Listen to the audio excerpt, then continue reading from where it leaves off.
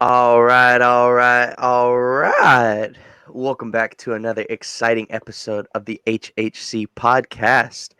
I am your host, Jacob Moreno, and I'm here with my brothers, Chris and Juan. How are you two doing? Good. Doing good, Jake. That's good. We just came back from a wonderful Christmas. We're here on this Sunday morning, the day after Christmas, and we're here to talk some Spurs basketball today. Um, we go live at 10 a.m. every Sunday to YouTube, Twitch, Twitter, and now Facebook again. So make sure that you go catch us as we're live. Share us But if to you all can't, your loved ones. yeah, all right. If if you can't make it to the podcast at 10 a.m., all four platforms do have VODs that will be played, that will be on there after the live show. So you'll be able to catch whatever is missed. You'll be able to watch any parts that you weren't able to catch up on, or just be able to rewatch the entire episode in its entirety. Um, Next week we'll be going live after 2021 is over. We'll be live in 2022. So this is the last episode of 2021 for the HHC crew. Um, Also, just to note, real quick, to see down there, you can catch us on Twitter at Heroes Half Court, and we talk Spurs basketball as during the games, before the games, after the games. We like talking. We like talking Spurs basketball and talking with the community a lot. So, uh, if if you want to, if you can, go ahead and reach out. Go ahead and talk to us on Twitter. We love having conversations with the community. Just to add one more last thing about that, there's the hashtag Dejounte Murray, hashtag All Star. Don't forget to vote for Dejounte Murray for the All Star voting. It started yesterday, and it's gonna be going on for a good minute. So any tweets that you see, just retweet them. If you want to tweet out your own hashtag Dejounte Murray, hashtag All Star, just give your love to our man DJ. He deserves the All Star nod this year. So um, with that though, I think we can just go get right into these recaps. Talk a little bit about some Dejounte Murray business. Talk about some Becky Hammon business. Then go into next week's show, right? Or next week's slate of games. Um, so with this last week, we went 2-1. On the week, we had won our two games against the Clippers and the Lakers, and lost our one game against Sacramento. And that loss to Sacramento, we had lost 114 to 121. It was a pretty controlled victory overall for the Kings, because they outscored us 37 to 27, and then just matched us for the rest of the game. And they had outscored us 27 to 37 in the first quarter. Sorry, and then just kept matching us in our point totals for the rest of the game. And it was a pretty controlled victory led by Tyrese Halliburton, who had 27 points and 11 assists for them, as well as Buddy Hield, who had 29 points for them. Not to mention Damian Jones, who had 23 points off the bench for them. And that's for our team. We really didn't have too much other than Dejounte with 25, 9, and 7. Bryn had 18 points off the bench. Lonnie had 19 points, continuing his good stretch of production off the bench. I'll just step in here real quick, Jake. You always say we don't have much. We put up, what was it, 114. That's enough. It's enough to win games. It's the defensive end. I think our offense can always improve on something. There's always those little spots where we have stretches that we're not hitting our shots or something like that. There's in a game like in today's game, even though defense matters a lot, I think if we're not hitting shots, like if there's a certain stretch in time when we're not hitting shots compared to other people that are on fire, then like it's so much harder for us to be able to make You darn near these. scored 30 every quarter. I mean, that's a good offensive night. You gotta get stops on defensive end. You gotta stop guys from getting onto runs, getting comfortable. That's fair. That's fair. We can go ahead. We'll get into the talks in just a little bit, but I'm gonna finish up the recaps, and then we'll talk more about that Sacramento loss. the night after, it was a back to back. The night after we played against the Los Angeles Clippers, and we beat them 116-92. Uh, it was a very solid night from Dejounte Murray, who put up 24, 13, and 12. And honestly, I would say that was the lead of the charge, right? He was the one who pretty much kept it going for us whenever we needed him to. And on the Clipper side, keeping Paul George to 25 points is something to be happy about. Reggie Jackson, who had torched us last time we played, only had 10 points on 4 for 12 shooting, and overall, that's a good win, right? Uh, and moving forward on Thursday, we had played the Lakers and we beat them 138-110. In that 138 victory, uh, we had Derek White with 23 points on 7 for 11 shooting. Keita Bates-Diop, who was the man of the night, who put up 30 points on 100% shooting. He didn't miss a single shot. And then we also have to account Lonnie Walker, who had 23 points on 7 for 12 shooting. On the Lakers side, LeBron put up LeBron-type numbers, putting up 36, 6, and 9 on 15 of 26 shooting. And then Russell Westbrook put up 34 and 7 on 12 for 20 shooting.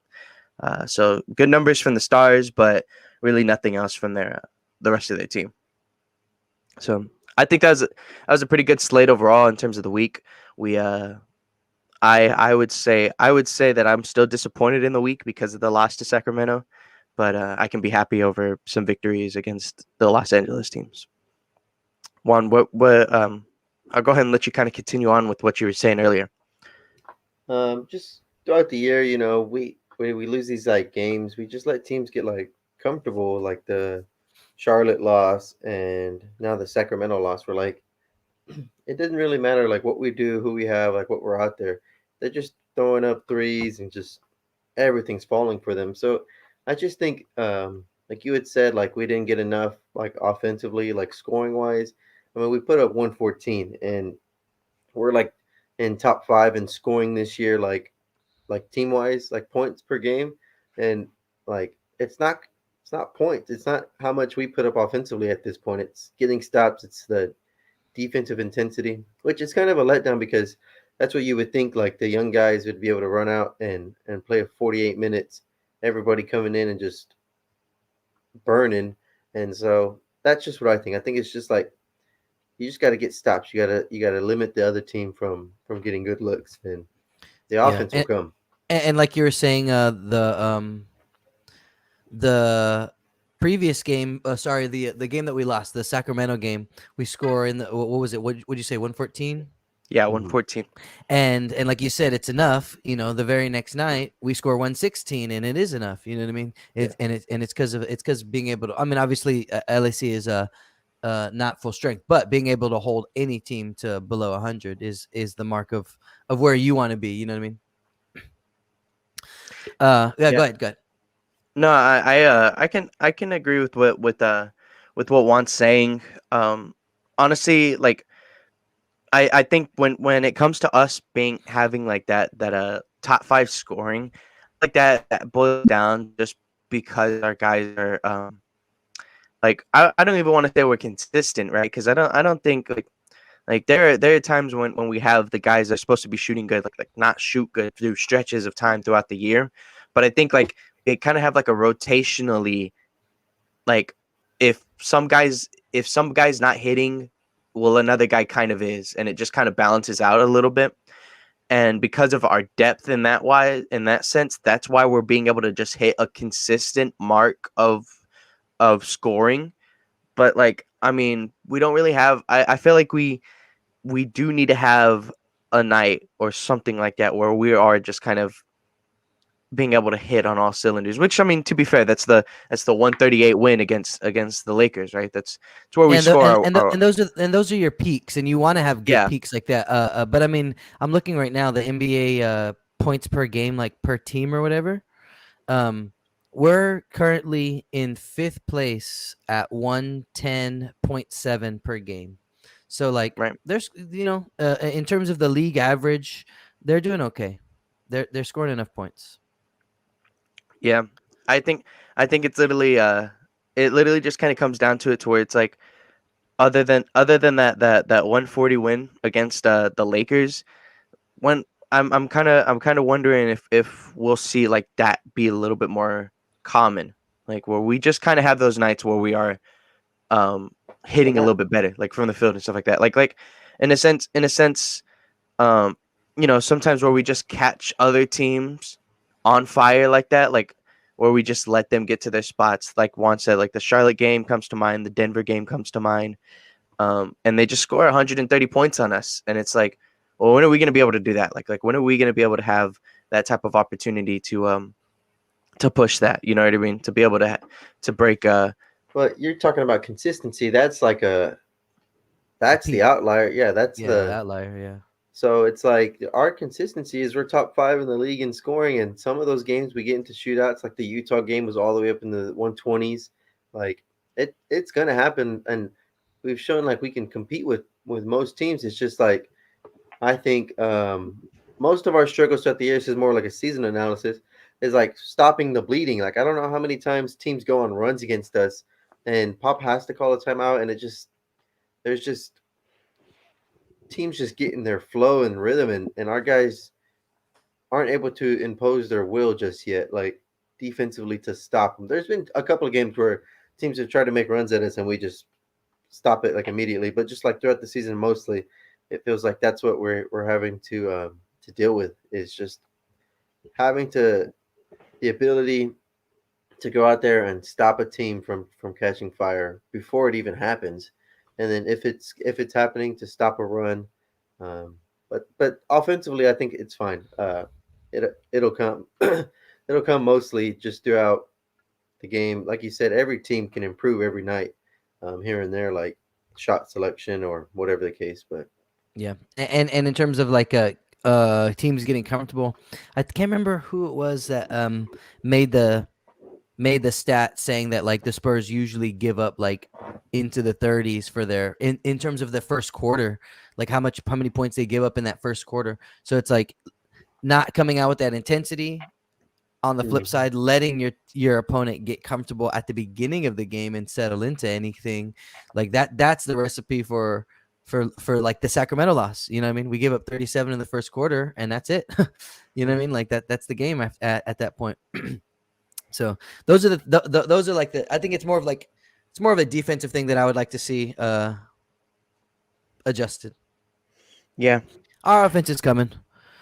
I 'cause and you and look I at the Clippers and the Lakers game, and you hold them both to just. I think the Lakers ended up getting over 100, but like just throughout the game, it was just a lead and just having like the ability to just not like have to feel like you don't want to go down on the offensive end and just like think you're gonna miss a bucket, but like like there's no pressure to have to keep up and hit a three every play or to keep up in a dogfight. Like your defense helps like give you a little leeway. You know you can run your offense the way there's no rush, there's no like panic in your offense. So defensively, like when you play like that, there's not the pressure to just have to compete in a shootout. right. Yeah. Right. I think I get what you're saying with your defensive woes. And see for me when it comes to the offense, I think like you said, it is coming along, especially with like our bench depth finally being able to like be a little bit more fleshed out, a little bit more concrete. Um, I feel like the addition of Jock has been like killing that, like pretty much just adding to our offensive production so much, because he's just in the right spots when he needs to be, for like Lonnie outlooks and stuff like that. Or he just like that Lakers game. I don't know how many times in like the first two quarters that I saw Jock just get offensive board after offensive board and have pass outs to open Lonnie shots or open Devin shots. Um, and that's as time goes forward, then it's just going to get better at that point, right? That's just when our offensive production is just going to get stronger, So Mhm. I think hearing that we have top five scoring is something that I'm pretty surprised at. Um, I mean, uh, obviously, 138 points being scored in a game is going to boost your is going to boost Right. you up. I mean, we probably were, but I mean, we're at 110.7. The next 6, 7, 8, 9, 10, it drops all the way to 110.0. So we could be we're 1 point away from being a top 10 offense or a top 10 scoring offense. You know what I mean? So Hmm. that stuff's going to fluctuate. But I guess what I'm just trying to say is that we're right in the mix with everybody. The 29th team, Detroit is at 100.5. Oklahoma City is at 99. But so 100 points to 10, that 10 point window is 10 is the 10th spot Lakers to the 29th spot Detroit. So like, it's we're right in the mix with everybody. But I understand, when it is that close, if you can have a little bit more consistency from your offensive point of view, you can feel more comfortable with that kind of stuff. I understand that too. Yeah. But I mean, honestly, that like I can't really say that I was pretty like I said that I was disappointed over a loss against Sacramento. Um, at the same time, like it did feel straightforward. Um, like it felt like once they took that lead in the first quarter, it was just like, okay, well, there isn't really much that we can do after that, and I can't really like. I mean, I can be disappointed because we just like our defense wasn't there. And personally, for me, I was just like in my head, I thought we could have pushed a little bit more on the offensive end. Um, but I mean, there's really nothing else throughout this week that I can tell you that I'm like, all right, well, this is something that we got to work on. Is there anything that y'all that kind of jumped out to y'all in terms of the week, like for positive I things or negative things, I guess? I like when you talk about the Sacramento loss, like I'm not too happy with the Damian Jones getting 23 points, 9 for 15 shooting, 2 for 2 on 3 point. Obviously, Buddy Hield went 7 for 9 at the 3 point line. Halliburton with 3 for 5 from the outside, 12 for 19. Like those, I guess those guys you anticipate, but like Harrison Barnes with 14 is okay, I guess. But I think it's just like the Damian Jones, and then just the easy some of the looks. I mean, some of the Buddy Hield looks were, what are you gonna do, man? This guy was just pulling Yeah. up and letting them fly. But just some of the 3 point looks, but really it's like that Damian Jones is an outlier for me, where it's like those are the difference makers in my opinion, and that's coming from the center position, right? I think a lot of people were kind of critical of Jakob Poeltl after that game, kind of saying it was one of his like rougher games for us, just because Yeah. when you feel like they're down, we got to be able to step up. You know what I mean? And that provided a weak spot for us, and so that was probably the most disappointing thing. Otherwise, I thought it was a pretty good week. I mean, going into the Staples Center twice and getting 2 wins. I didn't even think that. Well, yeah, I would say other than the Sacramento, I'm happy with how we played. Yeah, and we all vote. I think we all said 3-0 a week because we we're rolling off that Utah game, that Sacramento game. We knew they were going to be missing people that day, and so it's just frustrating. That's the result that came out of it off a really short-handed team, because then you see what you were able to do against like the Clippers and the Lakers. They're short-handed, and it's like, just that's the young team, and that's the growing up and learning how to win, all that type of stuff. Especially considering the talent deficit from Sacramento to the Clippers to the Lakers. The Clippers Right. and Lakers have a guy like Paul George and LeBron, and the Kings' best player that night was Tyrese Halliburton or But Buddy yeah, Hield. so it's what they always say. It's easy to get up for LeBron. That's LeBron. Everybody's gonna want to watch LeBron. It's easy to get up and play against that guy. But when it's the Sacramento Kings on a Sunday, you know what I mean? Like, that's when you Mm-hmm. have to find it and find the like that energy. Start the game off right. Pop always says it. Like, after our losses, they just didn't come out with the right energy, with the right intensity. Like, they were missing it, or whatever the case may be. And so, that's just kind of what the norm is throughout this year. We've had games like that, so Yeah. it's a little disappointing. It's obviously like frustrating, like as a fan watching the game, but it's something that I believe in my team. Like they understand what's going on, and they're getting better. I mean, you don't just drop those type of games. I know, like a Yeah. little bit, like look ahead. Like you don't just drop those type of games and then just like forget about it. I think those are the games where it's like, look, these are the games you're supposed to win. You're supposed to take advantage of. So like looking forward to like tonight on Sunday, it's the against Detroit. On a They have, Sunday. yeah, they have 5 wins this entire year. So you know, just gotta be you just gotta go in there and take care of business. You don't want to be one of those. You don't want Detroit to finish the year with 12 wins and you're one of them or two of them. You know what I mean? So Right, right. Well, before Chris, do you have any last things on this week as a whole? I might be on a slight delay from you guys. So bear with me if I am.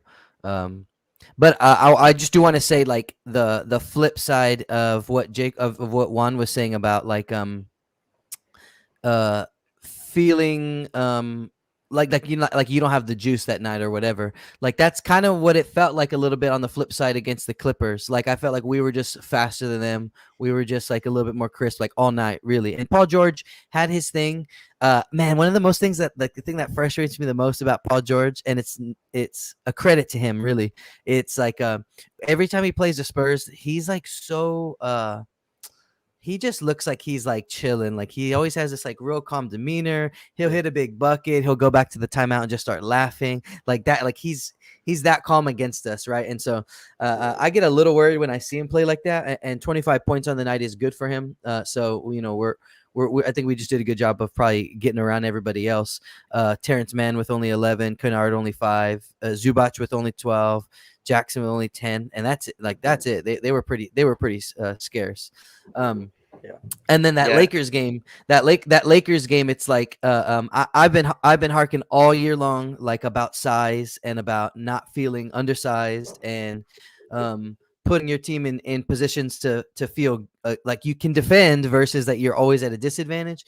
And so it was a treat for me to be able to sit for 48 minutes and not feel like that. Cause I'm telling you, man, there's times where, well, the last time we played, the last time we played the Lakers, we didn't even have Jakob Poeltl or one of those games. And that was 48 minutes the opposite way, man, of just like, you just knew that AD was gonna bleed you out all night long. So it was a welcome sight to not have that feeling, and if anything, feel like we had the size advantage, and then on top of that, be able to take advantage of it. Kata Bates, man. I mean, that's I've been talking about Kata Bates at the 4 and playing some minutes there and giving us some size and not feeling like we're dropping off. And I think he did just that. And I don't think we're going to have that many opportunities throughout the year to feel like we are the bigger team, but I'm glad that we could take advantage of it when it came. And it's against LA too. So like, I think it was even just this last week where Jake was like, Keita Bates Diop is not that guy. yeah, Hey I think he did man. say something. Yeah.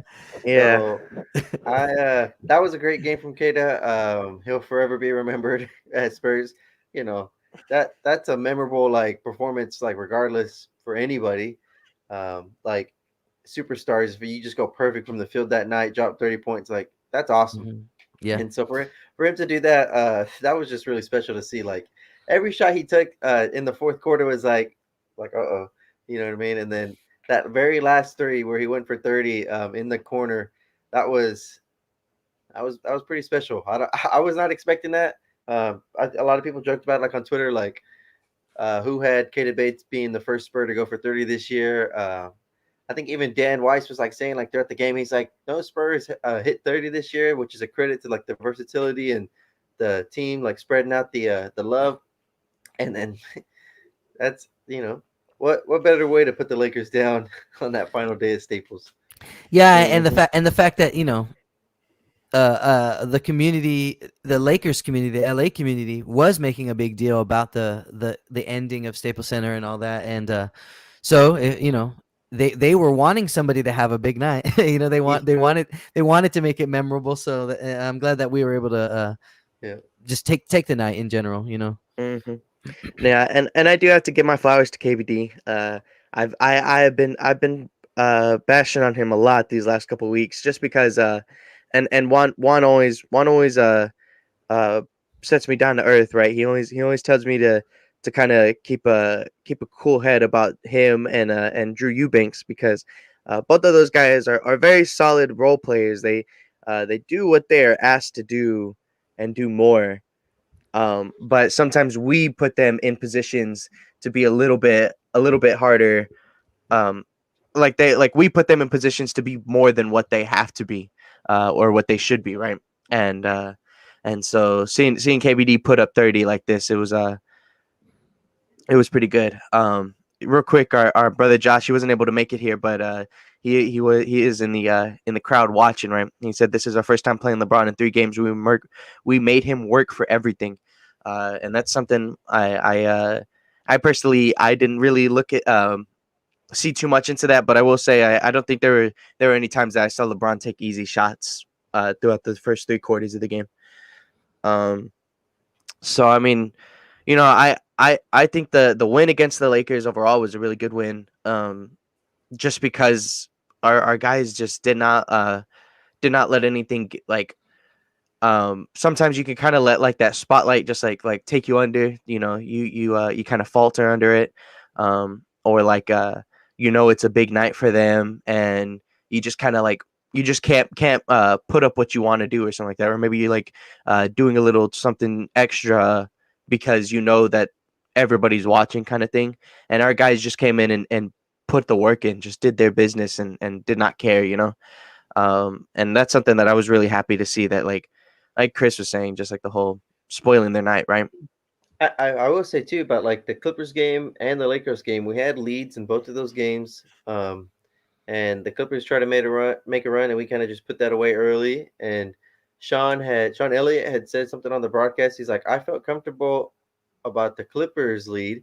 He's like, it really didn't feel like much of a threat, like when they were trying to make a comeback versus the Lakers game. He said like he was a little worried that like their intensity was picking up there in the into the third quarter. I think it was like a 10-point game to start the fourth, or like around that point. And our guys just responded, and they took it, they took their run, and then just answered back like double, like they put it right back on the Lakers. Yeah. So, Yeah, and it's good. I mean, to go with the focus and to go with all that stuff, like all the advantages that we had all night, we kind of knew that we were going to have those advantages because of AD not being in. I honestly thought that the last time we talked, or on the last show, Dwight Howard was also under the safety protocols.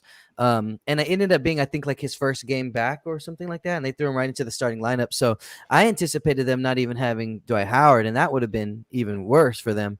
Because they had to put Dwight Howard in, at least in against Jakob Poeltl, and that helped them a little. So I'm just glad that we knew that we were going to have an advantage, like days leading up to it. We were able to do the things we wanted to do and just take care of business. So it felt good because it was against LA. If it was against any other team, if we just like finally had a size advantage against a Detroit and we beat them, I wouldn't be as happy. You know what I mean? But it was a good night. Mm-hmm. But yeah, I think the biggest thing that comes out of this week, though, that I want us to talk about is the All-Star nods, All-Star voting that comes into that started like the last night, right? Yeah. And we have our own guy that the Spurs are rooting for, that I think everybody on Spurs Twitter is just kind of pushing for, and that is Dejounte Murray being an All-Star. But it kind of just leads me for these conversations, right? And we've talked about it. We've talked about it plenty off camera, but I just want to bring it onto our live show, which is the idea that of Dejounte Murray's numbers being a little inflated, and that like if Dejounte Murray was on a different team, would his numbers still be the same? I think Juan has a pretty good point on why this kind of isn't like why this really isn't inflated stats, and that this is actually like this is Dejounte Murray. Like we're seeing our young player actually flourish into a star player. So Juan, what's your basis on Dejounte Murray being an all-star? He just does every little thing on the court. He's a true point guard, I believe. He's if not still second in assists. He was second in assists like over the weekend, like total in the league. That's your point guard right there. That's his job, is to set his teammates up. Um, Plus, like his rebounding and his defensive, like this, the impact on the defensive end, playing defense on the opposing team's guards, crashing the boards, getting out on the break, finding shooters, finding cutters. He does like everything like that, point guard wise, and he's doing it at an elite level. Like he's doing it at a very high level, and his scoring is something that was just asked of him, like pretty heavily early on in the season. Derek was in a little bit of a slump. Lonnie wasn't hitting any shots. Like Dejounte had to produce scoring higher than what he usually does, but he doesn't have to be a pure scoring guard like all these other guys. I mean, Dame, even like Steph, they're not averaging 30, 10, and 10. You know what I mean? So if Dejounte's right there at like that 18 points, 8 rebounds, 8 assists, 2 steals, like the impact he has everywhere is just more than enough. And he basically carries the team at that point. He's the best player on your team. I think that's all-star worthy. Draymond Green used to make the all-stars. I'm sure there have been other guys. I mean, you don't have to be the highest scoring individual um, to be an all-star. There's other impacts on the game. Now, will NBA media, will like NBA fans recognize that? I don't know. I don't know about all that, but that's Right. where I believe in Dejounte. Yeah. No, I Yep. I get that. I guess I'll kind of just be the little bit of the rebuttal. I'll be the little bit of the rebuttal for this case. I do think Dejounte is all-star worthy. I don't get me wrong. Don't think otherwise. That I do think Dejounte Murray should be getting all-star nods. I think that he's playing up to a level, but it's just a question that kind of I feel like does need to get brought up because we'll go ahead and let Josh add on to what Juan was saying, right? DeJounte's a defensive point guard who's second in the NBA in assists, all-around player, all-star. I think that's a great way to sum up DeJounte's stuff, right? I do think that DeJounte is an all-star, but I just want to I have like a little bit of a counterpoints in that sense, right? And so I uh, I think that DeJounte is like it could just be like a thing where it's just inflated stats, right? Like it's just a thing where we were a little bit of a bad ball club, and he was just able to put up good numbers. And there Which are part do you players. think is inflated? The points per game or his whole stat line? I think to an extent it could be the whole stat line. I'm not the defensive end, like 2 steals, stuff like that. Uh, Obviously, one of the things that gets appointed to it is his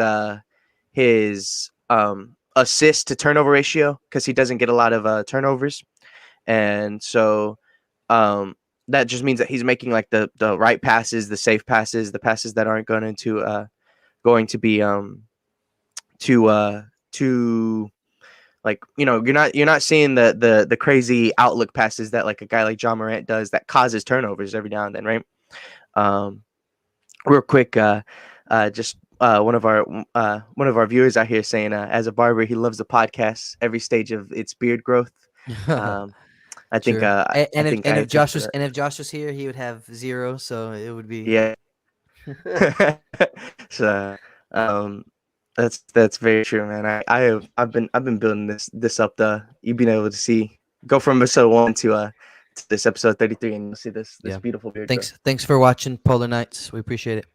Yeah, thank you. Back to the DJ thing, but he just like obviously the biggest thing is the scoring, right? The biggest thing is that his scoring would drop dramatically because he probably wouldn't be the first option, probably wouldn't be the second option on an offense with other star caliber players. But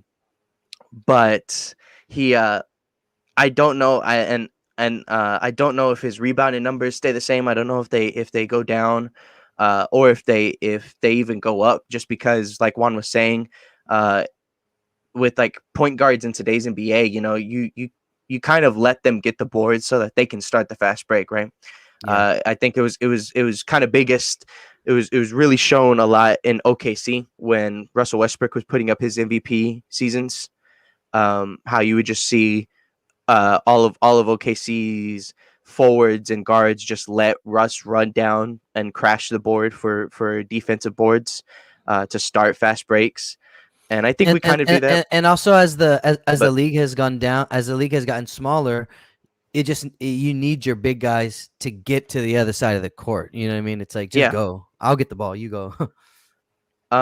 exactly. And so DJ kind of, I think we kind of let DJ do that, but at the same time, there are those times where Dejounte is on weak side trying to get a board because that's just his, like, he puts himself in the right positioning, and that's something that not a lot of guards do. A lot of guards will kind of sit back and let their guys beat up in the paint so that they could just get the ball after the whole rebounding fight has happened, right? Um, and there's just like those attributes that DJ has that other people don't, that like can in a sense lead me to be like, all right, well, this isn't inflated stats. But there's also points where it's just like, all right, but if we did have a wing that was on the caliber of Zach LaVine, Jason Tatum, or not Jason, well, yeah, right. So like those guys, right? Like in that sense, like if DeJounte is on a team, I think Chris said Phoenix the other day, um, and he's put in like a Chris Paul role, like are his numbers gonna stay the same? I think maybe his assist might, because of the type of role that Phoenix would have him in, but his like points and rebounding numbers probably wouldn't. You know what I mean? I think both of those would drop. I don't think he'd be putting up I don't think he'd be putting up more than 15 to 18 points in a Phoenix offense, right? And I don't think he's getting more than 5 boards a game on any given night for Phoenix, because like that's just like how Phoenix runs their stuff. They let DeAndre Ayton do the dirty work inside, and so then DeJounte doesn't have to. Imagine his rebounds take a slight. And I would say Phoenix is, at least when I look at the Western Conference, Phoenix is probably the best example, like in terms of top 3 seed, consistently good. Everybody 4 through 12 is up and down, but the top 3 seeds, Phoenix has been good all year. You put Dejounte Murray in there, he might get a little less rebounds, like you said, if Ayton is their guy and he's young enough to get the rebound, get the ball, and get down the court or whatever. But impact-wise, I think he's still doing everything that you need him to. I still think he's making them better. I still think he's probably making clutch shots with that team to help them win games, or setting his team up for clutch moments. Like, I don't know. Like, I still think that like his impact would be all-star worthy, if that makes sense. Like, he would still lift that team in many of the same ways that Chris Paul does. Maybe he misses a few of those clutch shots that Chris Paul is used to making, 15 years in a row or whatever. But I still see him shining in a team like Phoenix. You know what I mean? Like, That's what I was going to say too. Like his impact, I feel like I think Chris Paul is like one of the best comparisons you can put like out today. Obviously, like Chris Paul, like as a player, his work overall better than DeJounte, but like DJ's, I feel like if you, like you said, he would need to be the second option. So if DJ's your third option, that just makes his looks even that much easier. On our team, he's forced to take like pull up mid range with 5 defenders in the paint right in front of him. You know what I mean? Like he'll have, like you said, if he had a Devin Booker or a Zach LaVine next to him, taking all that attention, that just makes life that much easier on DJ scoring wise. So it might balance out. Yeah, he's not going to take as many shots, but he'll get better and easier looks. But he's a point guard. He doesn't have to be your top scorer. His rebounding, I don't think DeAndre Ayton is competing with Chris Paul, a 6-foot Chris Paul for rebounds, as opposed to if it was DJ. Like DJ would be banging for those boards too. So, I mean, I don't think their game plan is to say like, yeah, let's let Chris Paul try to fight for this rebound with defense rebound. You know what I mean? Like over these like other teams. So, like I think DJ would just fit right in. DJ commands that. Like he's the one who does it. Tony Parker was never hitting the boards trying to, start to break. I know you had it used to be a little bit older. It used to be different. Like Chris Paul was like this. Rajon Rondo was like this. There's a handful of them. They just stand there like, right at the free throw line. And as soon as the center touched the ball, you hear them yelling like, now Give me the ball now. Yeah. And that was their way of saying like I need to go. You know what I mean? Now they just say I'm just gonna get the board myself. Yeah. Mhm. So I just think his DJ's assist, we've talked about it. I love our guys. Early on in the year, everybody was missing every shot, and DJ finds shooters, he finds cutters. He's always hitting people. And you'll see him sometimes. He'll get frustrated. He'll like hit a guy off a screen or off at the corner, and they just won't take the shot. And he like puts his hands up like, that's the shot. Like, Yep. Mm-hmm. come on. There was a time where DJ like perfectly led Derek White into the corner, and all Derek had to do was let it fly, and he like pump fake, did a little bit of dribble. I think he might have stepped out of bounds, but like DJ was like, "Come on, like that was it. That was the shot right there." Mm-hmm. So he's just learning and he's setting it up, and then just like you said earlier, he does not turn the ball over. So he's just a perfect. And then the defensive end, he's the perfect point guard. Yeah. And I feel like he can fit anywhere. I guess so. The thing with me in terms of that, like, I think he would have to be less gambly if he was in any other defensive situation. We have guys like Jakob and Devin, Derek, even KJ, just with his body. That like if DJ gambles and it doesn't work, then we have guys that kind of make up for it a little bit, and sometimes it happens, sometimes it doesn't. Right? That's why it's a gamble. But I think we've talked about it before where we let DJ gamble like that. I think if DJ's in a system like Phoenix, they don't really have that. They have a couple guys, Mikal Bridges, DeAndre Ayton ish. He's not the defensive guy that Jakob is, right? But I think you'd still feel comfortable enough with Aiden right. behind you. And that's like that's why I said ish, right? Because he still adds something to it. And so still there's that level of defensive depth that our team has that other teams don't. We're gonna need him to feel comfortable with Ayton behind him if we're gonna try to throw in some money at Ayton at the end of this year. Yeah. But that's what I'm saying.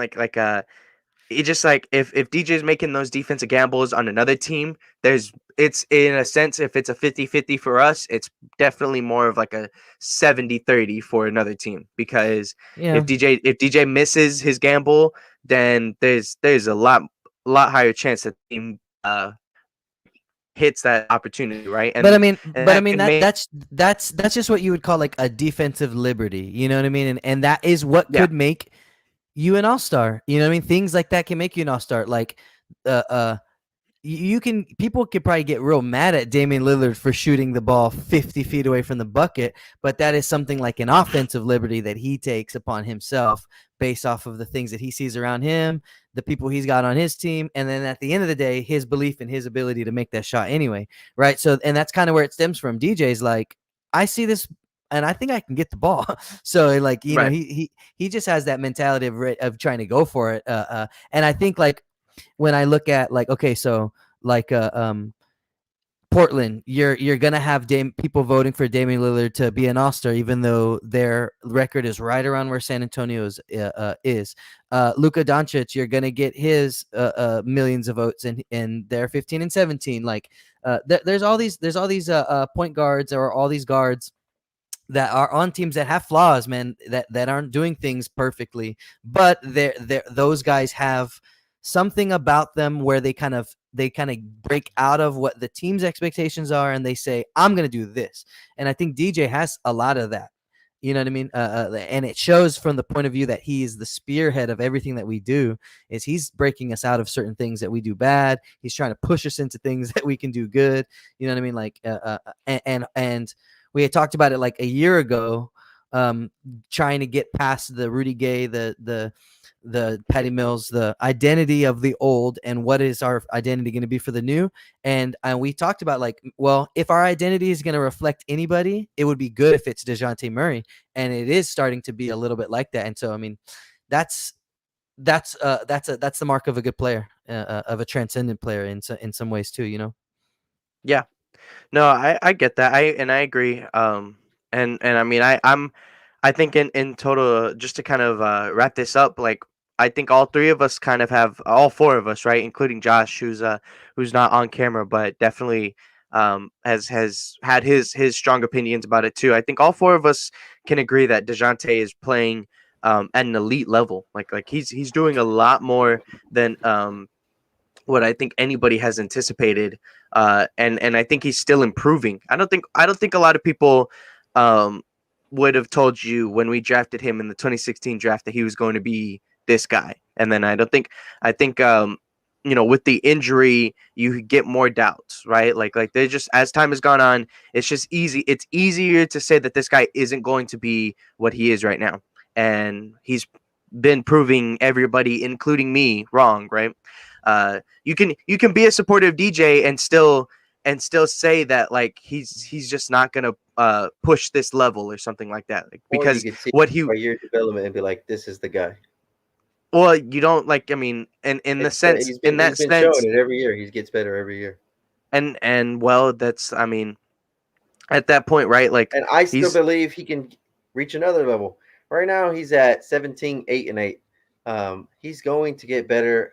His free throw shooting is lower than his career usually has been.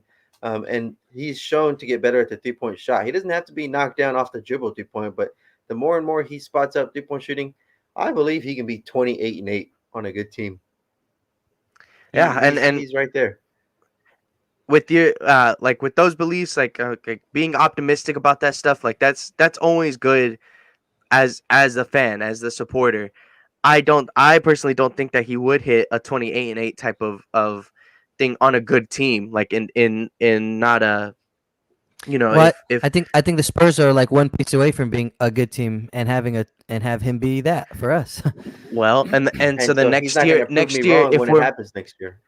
Because yeah, I well, believe in and it. that's, I hope that he does prove me wrong. I hope that he does continue to I hope improve so and too. continue I'm tired of you. to be better. But I just don't, like, I think we all have different outlooks on how good our guys are going to be in total. And I don't think there's anything wrong with me saying that where DJ's at right now is, like, bad.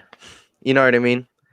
Like I don't think saying that DJ at this point, if he just sticks as I don't know what his exact numbers are right now, but if he just sticks at where he's at right now, and that is his career for the rest of his, the rest of his NBA career, then I'm fine with that.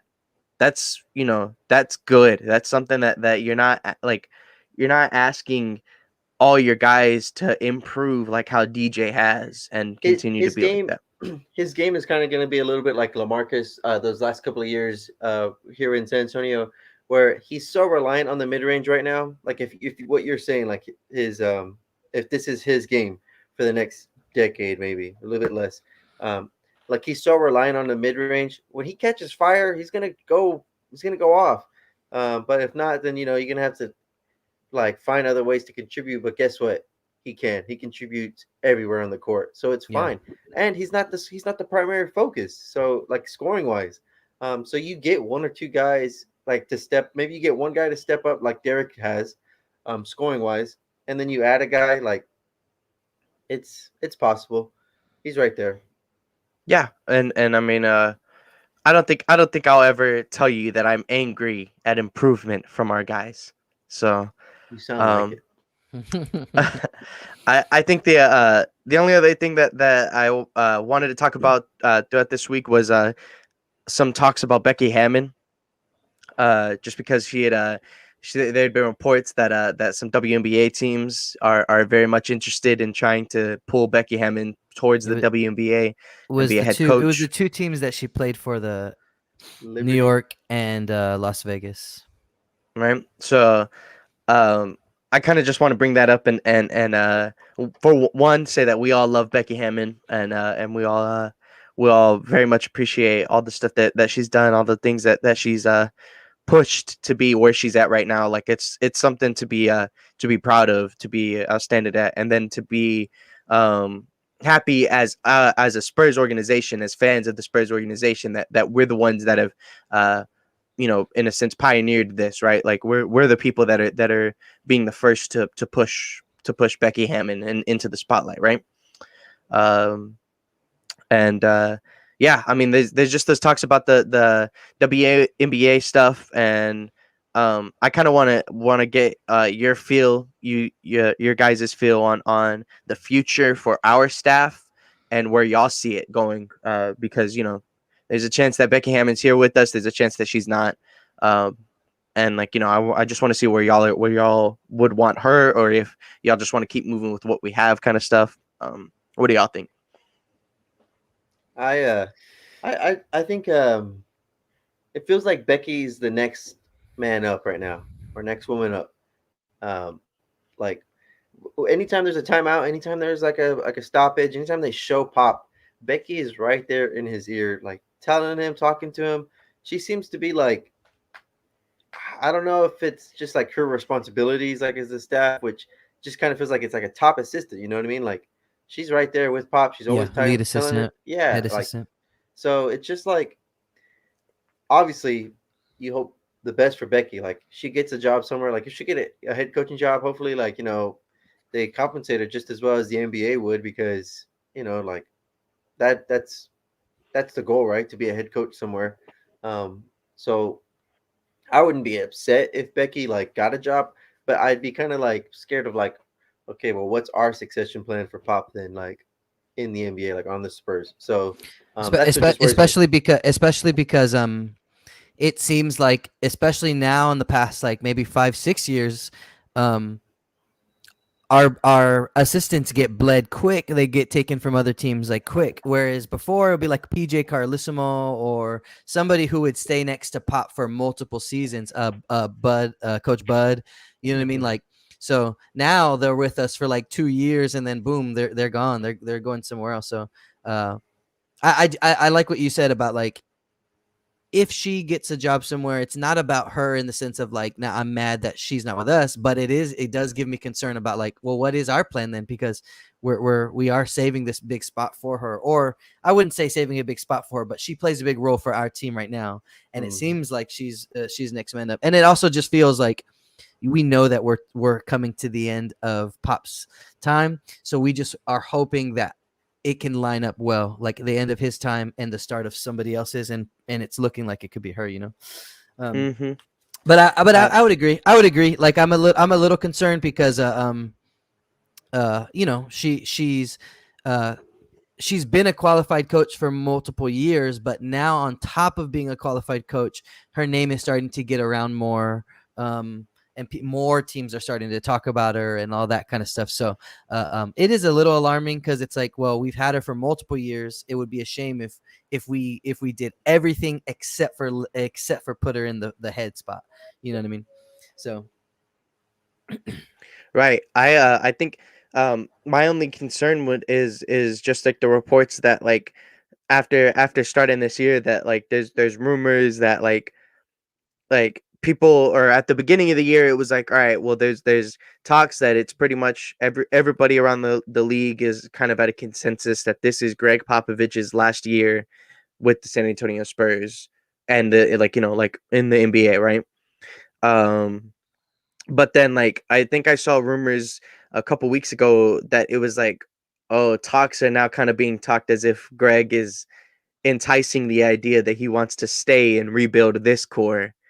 And um like I love Pop. I think that he really can't do anything wrong, but there's also times where I'm like, I think I'm ready to see us move into our next direction, not into not into another direction, right? I think we all are still going for the same stuff, but um we have to go about it a different way, right? Like it's always especially these last couple years, right? It's always been a thing for us where we're kind of fighting, uh is it the Spurs way to do things, or is it the NBA's way of doing things now? Like our uh do we need to do the Sam Presti route? Do we need to change it up and just start trading players for assets, or for picks and stuff like that, and start building like that, right? Like and I'm not saying that I agree with that. I'm not saying that that's the way that we need to do our things, because a lot of the times, teams like Boston, teams like OKC that have done that have not succeeded. They don't have a championship under their name. Yeah. And a team like Milwaukee is a great example recently of a team that stuck with what they had, traded a little bit to build around the guy that they have as a franchise corner piece, and continue to and get their championship, right? uh so not every team gets to be the Lakers and just gets to buy their guys right away and trade a bunch of these top 1, 2, 3 picks that they've accumulated over 5 years for another guy. That not everyone's like that. Not everyone can get like that. And we have to build a different way. But we can still adapt to the new NBA. We can still adapt and change to um, a different part. And I think Josh is kind of on the same boat as me, right? After Pop gets his record, after this year, it should be Becky time, right? Should be Becky Hammon being our head coach. Yeah, But and I think yeah. you get away with the idea of like, well, this is the way we do it, and you can do that when you're winning the championships and when you have the Tim Duncans and that kind of stuff. And I think that we can still continue to do that, but like you said, there has to be a little bit more, I think, ebb and flow of like just coming along with the way that some of the things in the NBA happen now. I'm not the biggest fan of some of the, you know what I mean? It's like, I like the way that we do things. And I don't mind at all if the way we do things is a little bit against how everybody else does things. Even the Lakers were like, I think we were just like dropping threes, right? Like shooting really well from the outside. And the Lakers commentators, they were like, they're finally catching up with the rest of the NBA and they're killing us. They were like, they were pretty mad about it, but that's the perception from other teams, is like they don't really do things the way that everybody else does them just yet. But now it's gotten to the point where it almost feels like not that we're being different, but that we're a little bit behind, or that we're a little bit outdated or old or whatever. Mhm. So I honestly, man, like we've talked about this, I think, like, the beginning of the year a lot, right when Becky was getting her shots with Portland and all that kind of stuff. I'm going to sound exactly the same when we talked about Patty and when we talked about Rudy and we talked about when we talked about Tony and Manu and Timmy, like literally all of them, which is you keep them for as long as they want to be here. You know what I mean? So if Pop comes around and is like, maybe I got another year in me, then you pray to God that you can hope that you can make that work with Becky and prolong it and make it right for everybody. But I would be hard pressed that anybody's gonna like speed up his retirement. You know what I mean? So So that's what I was gonna say too. Pop can stay at however long he wants. yeah. It does not.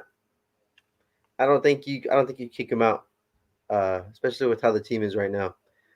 You just let him be there. The longer he's around with those young guys, I think the better. Yeah. Yeah, and you know what? Like, worst case scenario, and there will probably be some Spurs fans who feel negatively about it, but like worst case scenario, for a lot of people is probably that he stays for like a year extra, and in that 1 year, like next year in the offseason, Becky goes and signs somewhere, and it never comes to fruition of her coming back with us. You know what I mean? She just never comes back around. She's got some other path now. But those are just the things, in my opinion, that you kind of have to bite. Those are the prices you pay a little bit for some of the other things that we've gotten in our time. You know what I mean? So it would be unfortunate. I wouldn't want that to happen, but it could happen. You know what I mean? And if it does, though, if Pop decides that he is gonna stay for another year, I would still have faith in him that he would want to set up the Spurs for success post his career, no matter when that comes. And so that's where my head would be at. You know what I mean? Like, I would be okay because I have faith in the way that he wants to leave this place, because the Spurs are going to keep on moving beyond Popovich, and I think, and he knows that. You know what I'm saying? Yeah. Oh yeah, 100%. I think noting that Manu being part of the organization again and helping out our guards, it is definitely shown a lot of improvement on a lot of ends for our guys. Just to for some better playmaking decisions. Like the thing that I always loved about Manu was that he was such a solid playmaker. Like he could do it all. He was literally like whatever you needed Manu to do on that offensive end, he would do it in that sense, right? Um, and I love the fact that we have a guy like him, that we have Manu to just teach Lonnie, to teach DJ, to teach Derek, um, to teach even Devin and KJ, right? Like to just make better decisions. Even if or even like in a sense broaden their horizons, Yeah. to show like, hey, you could make this easy outlet pass right here, or you could go in and around and do this wacky little pass to somebody else, Yeah. um Or the like reverse, which is most of the time that's probably what it is. It's, hey, I know you're trying to do this, this, and this, but look at this easy thing that you got going right here. mhm, Like sometimes if you're the younger person, you want to go straight for all those other things, and the older person is the one who can kind of settle you down and be like, yes, all that's great, but if you just look here, or if you do this, you can start to rely on these things being here all the time. And then that's when you can start to venture out, because now you know what you have in your back pocket. You know what I'm saying? And yeah, I agree with Josh. Like Lonnie's looked very calm, very focused, very and then on top of that, he's been making his shots, which obviously probably helps with his demeanor and everything like that too. But yeah, I've loved to see Lonnie's been putting together a pretty good month, almost, I would say. Yes, he's been picking it up ever since Jake said he's not that guy. So there seems to be a correlation with Jake just not believing in our guys and then them proving them wrong. But I definitely am a fan. That that Lonnie's said it publicly. I know we all kind of like, as soon as like they brought Manu back like to the organization, it was like, oh, this is great. He can help out, give some insight, just like on his own. But like when Lonnie comes out and says like what Manu's helped him with, the confidence that he has instilled in him, it's it's um it's very impactful and it's showing on the court. I believe Lonnie can be like that perfect type of 6-man guy, come off the bench, do a little bit of everything like that. And so I think it's a perfect little combination right there. Yeah. It makes me feel very selfish though, because I'm like, all right, if Manu can just give us another 10 years on the bench, Timmy can jump in. If we get 8 in, Timmy's like, hey, I think I might show up a little bit more too, and That's just the start to dream. craft. Yeah, that would, it's mhm. I guess selfish of us, but it's the pipe dream too. If Becky moves up to head coach, or Becky moves on, then might as well start pulling in Timmy back and Manu onto the full coaching staff, and might as well run it back. Tony Parker yeah. too. When we were talking a little bit, yes, we were. Hey, Tony would be um, imagine like Dejounte Murray. Yeah, man, just our point guards with a little bit of Tony stuff in there too. Golly. Hmm. We were talking last night about like, what if Pop? Would it be far fetched? Would you? I mean, I don't think anybody would say no if to Pop just saying like, yeah, I'll be an assistant next year. I am gonna stay because I do like being with these guys, but I don't want to have to. And he would probably characterize it like that too. He's like, nah, I don't want to have to deal with that. It's her problem now to do that. Yeah, Now they can yell at her. yeah. Now I Well, can be the or whatever. He'll have probably there say been? some stuff like that. I could see like Pop still being like involved in the organization, like after, like basically like whenever he wants to show up, he can. Yeah, Uh, to be honest, that's probably what would happen if he's gonna take a step back. It would probably be, I'm a front office role now. You're not gonna see me really at all, but I'm yeah, around. yeah. Mhm. So And like I I could see mean, that happening. right? Isn't RC Buford still part of the organization? He's not outright the GM, but he's still part of the organization. Yeah, He's and still I Yeah, mean, and Pop is gonna be for as long as he wants to be associated with us, he will be in any capacity yeah. probably. So Going back to just a little thing. Our cousin Andrew, he was with us last night. So, it's the grind, man. It's the grind. We're awake right now because we're committed to doing a 10 o'clock in the morning podcast, right? three quarters of us are. But then Josh is still here. Josh is still awake, and he said, that Jakob. I thought he was talking about me at first, and I was like, "Do I Oh have no, TP's teardrop?" But no, no, he's talking about anybody but Jakob, you. right? Yeah, I know, no kidding. Jakob does have he does have TP's teardrop, but and so then to add to that, I was literally thinking like, man, what Trey just got that much more that much better at being a floor general because TP was right there in Yeah. his ear, letting him know, like Finishing in traffic, and Yeah, going up and under arms and all that kind of stuff. I mean, like yeah. or maybe the I floor already general you have starting that you don't want to get better for some reason. dude, I mean, yeah, like DJ too, but I'm talking like Trey's 20 years old, still, just coming out of his rookie season. Like, if we had TP to start building him up while he's still early, like I would love to see that. I would love it. Um, that's another thing. He could be Greg could be a CEO of basketball operations. I don't think I'd really want to see him have a big role. I think I want to see him take that step back. Um, but yeah, I mean, and then another thing, similar to what Magic was to the Lakers, uh, Greg could just stay here and just kind of Greg could just stay here and pretty much do his stuff in the background, right? Like there's Yeah, nothing that's it would be a little different from the Magic because Magic is younger, obviously. So he still has interest. You know, and he left because he wanted to go put money into the Dodgers or something like that, right? So like he had things to do. If Pop left, Pop would want to just go home. Yeah, yeah. Um, Josh kind of wanted to talk about my game a little bit. I don't think I throw elbows. I don't think I throw elbows, but I did get called for a flagrant the other day. Uh, I yeah. did get a little We did play technical. basketball last week. Um, Jake did commit a flagrant foul. Immediately ejected. It was outrageous.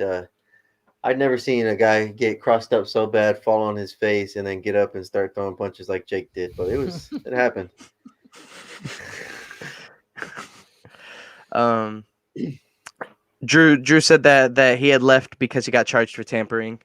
Um, I think right. I think you're talking about like I when can believe that he's talking about Magic. yeah I can believe Which, that. yeah. yeah, Magic's a way more outspoken and more of a public figure than Pop would And be. also the Lakers like not mantra, but the Lakers one of their methods of acquiring talent is to just go and buy the big names or spend money to go get people to come to them basically, and that involves a lot more talking with other people and all that kind of stuff. And the Spurs, I don't think the Spurs they just don't do as much.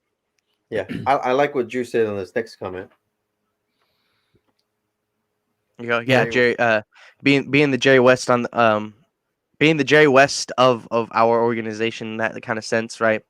I think I could see that too. And Jerry West was what he was part of the Lakers, the Warriors, and now the Clippers, right? Like in terms of being a GM or something like that. In terms of just being part of their front office. talent evaluators, stuff like that too, like who to go get, what players to keep, what players to trade.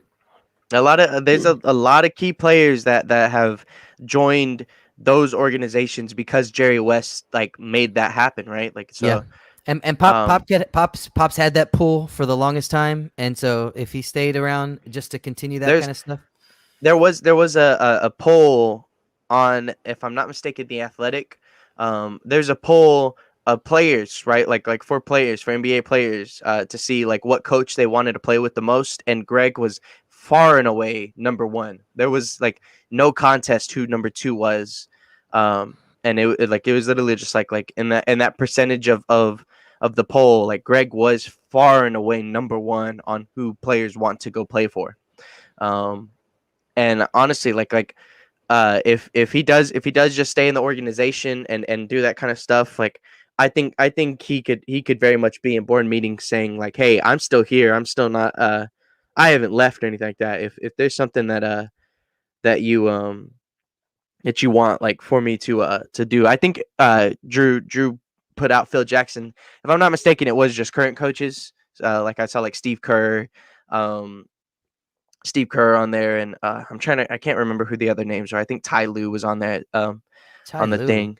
Yeah, I mean, he's respectable. People respect him around the league, but still, like like you just have those guys um on the thing, but it was like I said, it was still just clearing away that it was Greg who was number one. So uh either way though, like I think Josh pointing this out too, that everybody wants to play for Pop, but nobody wants to play at SA. San Antonio, there's no I don't think there's anything you can get around that. Yeah, That's just how it is, man. that'll be us forever. Of just that's just a problem that we have to deal with. That not everybody does. It is what it Yep. So is. um yeah, I think Also, which is why you can't just get rid of all your players who you already have building on this team just because they're not all NBA players 3 years into their career. You already got them. You build the culture with them. You build your team from within. yeah, Because no it's hard to kidding. get people to come. We got LA. We got LaMarcus Aldridge, and then before that, it was like I don't know. Richard Jefferson. Yeah, RJ. That was Yeah. it. Steven And we Jackson, do shipped him out. we sign him? I don't know if we signed if we drafted him or signed him, but let me see. Either way, Because Steven Jackson was a Pacer, right? Like he was a Pacer before No, he was a Spur before. before the Spurs.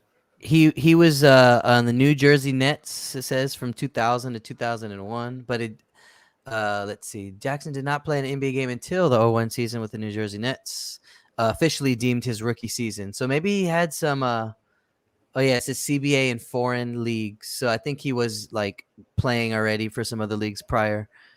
And then we picked him up right after that. He played 77 games with the Nets and then went to San Antonio. Okay, so he was a Pacer after. Yeah. Okay. But yeah, Josh said we got Roger Mason. that was our big pickup, right? But I think we can go ahead and move forward into next week's stuff. We talked about our week before. We were able to get a good conversation about DJ and talking about our front office a little bit. But now we have 5 games in 7 days Jesus. to look forward to. So in that span, we play against Detroit tonight at 6:00. Then it's a back-to-back. This is part of a 3-game home stretch, by the way. So it's a back-to-back because we play Detroit, then we play Utah tomorrow. Then we get a day of rest, and we play Miami on Wednesday. Then after Miami, we move out to Memphis to play against the Grizzlies on Friday. Then it's New another Year's Eve. back-to-back, and yeah, New Year's Eve, right? So Dang. we'll play against the Grizzlies on Friday on New Year's Eve, then go out to Detroit to play against Detroit on New Year's Day. So it's a full it's a week. pretty hefty week. Yeah, a pretty hefty week. Granted, 2 of those games are against the team that has won 5 games in the year, but that is still it's like those games are the bread to the meat that is Utah, Miami, and Memphis in this 5-game sandwich. Yeah. So it is it is something that is going to be tough to get into.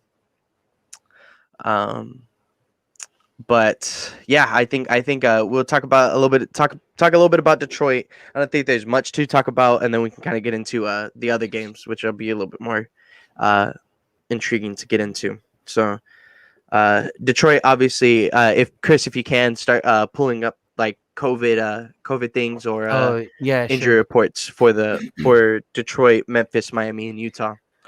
But if Detroit has been struggling all year, like I doubt they've had COVID problems all 30 games. They might just be a bad team. So they for sure are a bad team. So, you gotta just go out there and take advantage of it. Unless this is what we are, we're a bad team too.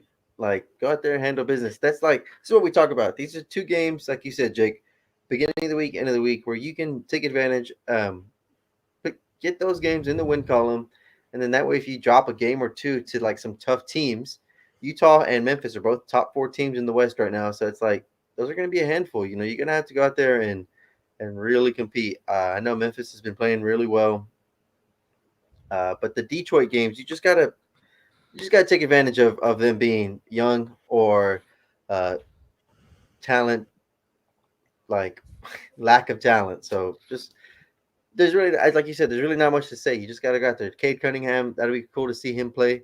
Um, Little fun fact: I'll be at the game tonight, so I think this is the first time I've ever seen like a number one pick their rookie year. So that's kind of cool. Um, Nice. Exciting. so Cade Cunningham, is Grant still play? Jeremy Grant. Uh, yeah, has he been hurt all year? Has he been playing? I think he's been playing. So as of right now, like in terms of their IR or whatever, uh, Trey Lyles, Corey Joseph, Josh Jackson are the ones that are out, and all three of them on the IR are out because of health and safety protocols. Hmm. So I don't see anything for Grant. Looks like he's it looks like he's all right. Oh, actually, sorry, I take it back. Take it back. December 17th, Grant will be reevaluated in 6 weeks after undergoing surgery to repair a torn UCL in his left thumb. So, no Jeremy Grant. Yeah, No, Jeremy Grant. so it's looking like the Cade Cunningham show. Yep. The And Cade Cunningham show. Cade And Cunningham was out on December 22nd, so that might have been like one of their last games, prior to Christmas. So we'll see. We'll So see. it's Yeah. looking like the Detroit Pistons have nobody. yeah, no kidding. And that's already taking away depth to a pretty depthless team, right? You said Josh Jackson was one of those names. Corey Joe is another name. Um, and I know I've been hearing so much talk about how bad Killian Hayes has been. So to be without a veteran point guard is something, to say the least. It's something that, like, uh, you already are five. You already are a 5-win team halfway, or getting halfway through the season. And so then it's just like yeah, like we really have no excuses to lose either one of those games this week. Yeah, this is akin almost though to I can't remember, was it Indiana? I'm looking at, I mean, not I mean, Corey Joseph is out, but didn't we lose to one where like one of our old backup point guards was just kind of dropping us for a little bit? Um, might have been Detroit in the preseason. I think, like it was Oh, you Corey know what? Joseph. It was Corey Yeah, Joseph, and it was preseason. I kept looking at our schedule because I was like, didn't we lose to Detroit? Like I was like so certain that we lost to Detroit, but I think you're right. I think it is preseason. It is preseason. Yep, yeah. yep, yep. So real quick, I'm gonna pull that up, and I mean, obviously, it's not gonna have too many bearings on this game, but I just want to see that game. That game we had Keldon with 18, Lonnie with 13, Bryn had 20. So that was one of those games where nobody's hitting anything, and Bryn got real aggressive. Yeah. Early on, and that makes sense. But we've seen games like that in the regular season as well. But yeah, Corey Joseph had 14 off the bench, and then Jackson, who's on the IR, had 16. So Kelly Olynyk, that's it. Sadiq Bey. Mm-hmm. Yeah. So, I mean, Cunningham did not play though in the preseason game. Yeah. So Sadiq Bey, Cunningham, like Olynyk, like you said, Frank Jackson, like those are their higher scores without Jeremy Grant, like counting Jeremy Grant's 20 points per game. And all of those guys are like around that, like the 10 to 15 range. So, I mean, take advantage of this, Don't let the guys get hot. Don't let this game get like the Sacramento game where we're like, oh, easy win. They're missing a bunch of people. We can take care of business with a bad team. Like, go out there and actually start the game off, intensity, put this game away because you got Utah tomorrow night. So Exactly. like go put this game away early against a bad team. Yeah, Cade's probably gonna have some good plays. He's the number one pick for a reason. But just play a solid game throughout, game plan, and And I'm not too worried I, about Detroit. I would love to see if this, we're having five games in 7 days. I would love to hear reports soon that like Josh Primo, Joe, Oh, our guys just get they are. called up. They, They they, are. they that was announced this morning. Primo and Weiskamp, Joe, they've been called up. The G League is on hiatus until like January 3rd. So Okay. they'll be with So us this that's week. That is perfect. That is perfect that we will have those guys because we can activate them and hopefully give both Josh and Joe some good minutes uh, against Detroit.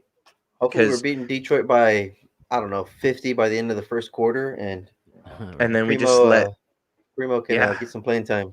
yeah just let Josh run. I the thing that I love the most is that I get to see Josh and Devin get their run in whenever we're doing blowouts and stuff like that. Whenever we're winning games like that, because it's just it's we play our young guys and let them develop even more, and I just love seeing Devin be the head of the offense sometimes. Yeah.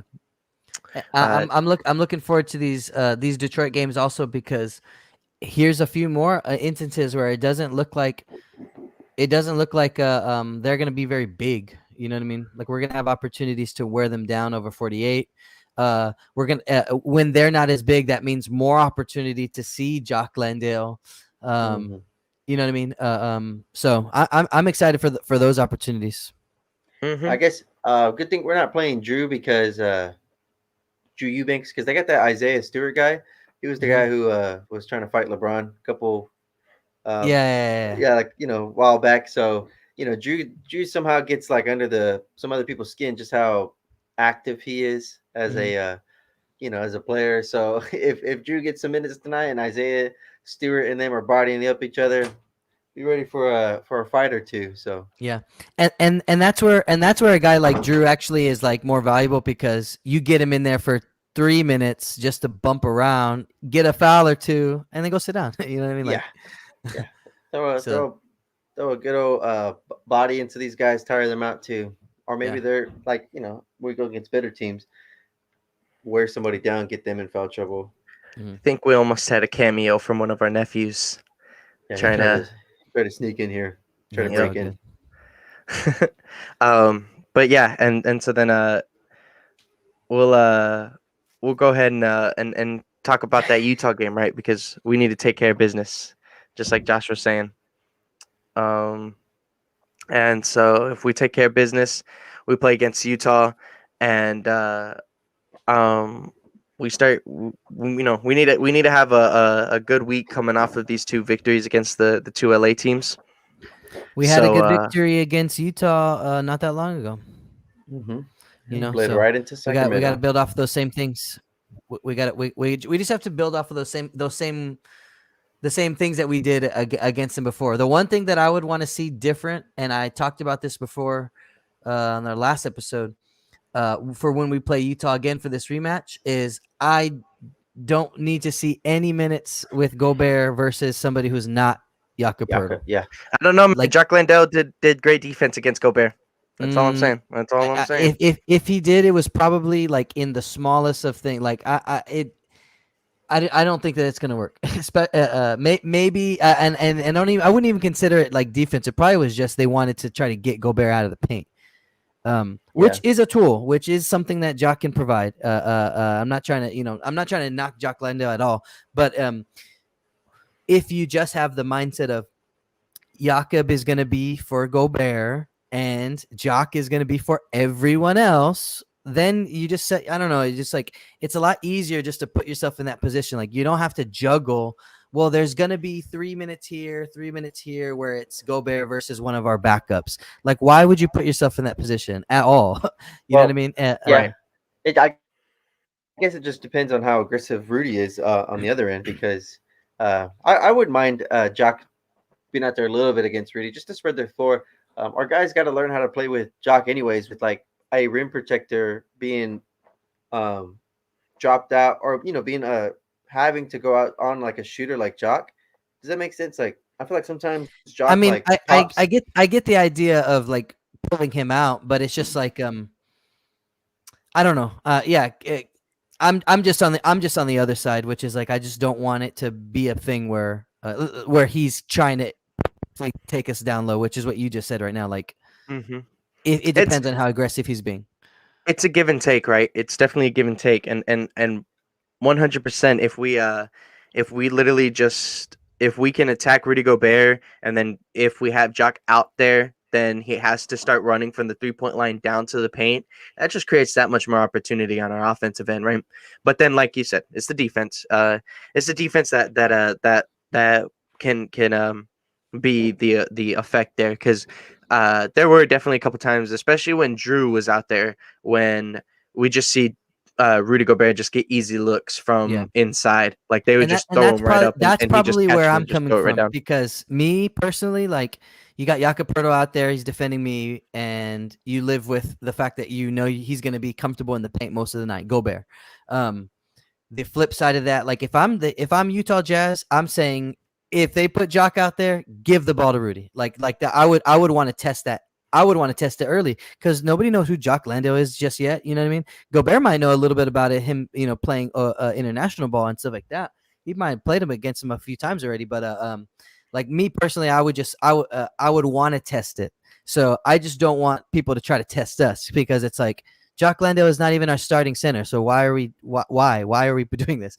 Like, you know what I mean? Like, we could just put him in against the reserves where he has a much better shot to be successful. It's still going to be the same thing, like with Whiteside being pulled out of the paint with Jock. So okay, now that's a different thing. Whiteside is a big guy, but Whiteside versus Jock thank you for bringing that up. Yeah. Whiteside versus Landale is 100% the better play. Yeah. And because again, you stretch out, you pull a stretch guy out of the paint, but not you don't get the same thing on the other end. Whiteside is not taking Landale one-on-one. You're not running plays for Whiteside. Like, all that's way different. So like I'm way more comfortable with that. Yeah. Yeah. I can 100% understand that. I think our best bet is to attack the rim whenever Gobert isn't on the court, and then like whenever he is on the court, for us to find those open looks, we need to get as comfortable as we can be when Gobert is not on the court, so that when he does get back on, he's not really affecting our offensive flow too much. Exactly right, and I agree 100% with that, of like managing how you're playing when he's on and off the floor, but because of the way that they were doing it, it even got to the point where we had Jakob Poeltl on Whiteside, and I'm like, why are we wasting minutes with this? Like, we don't need Jakob Poeltl to guard Whiteside.